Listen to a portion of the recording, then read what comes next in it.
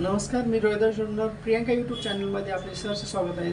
आज आपण बघत आहोत अकोले ते धामणगाव रोड. या रोडची खूपच दुरावस्था झालेली आहे.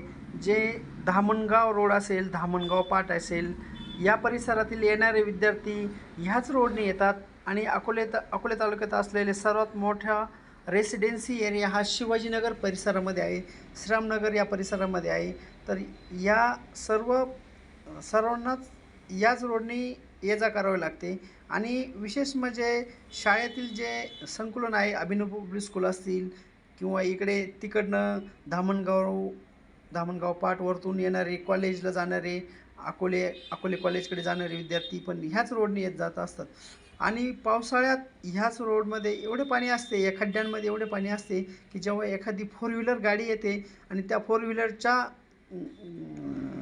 व्हीलरमुळे नागरिकांच्या अंगावर जेव्हा या खड्ड्यातील पाणी उडते, विद्यार्थ्यांच्या अंगावर पाणी उडते, तेव्हा नाईलाजाने त्यांना शाळेत किंवा कॉलेजला न जाता रिटर्न जावे लागते. त्यामुळे सर्व नागरिकांच्या वतीने एक हात जोडून विनंती, कार्यसम्राट आमदार डॉक्टर किरण लामटे साहेब यांनी याकडे विशेष लक्ष दिले पाहिजे.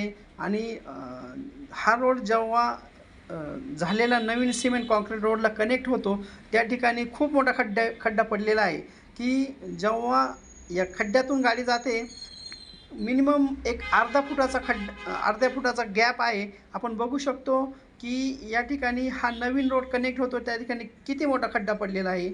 याकडे लक्ष द्यावे एवढी विनंती. तुम्हाला पण काय वाटते हे कमेंट बॉक्समध्ये नक्की सांगावे. धन्यवाद.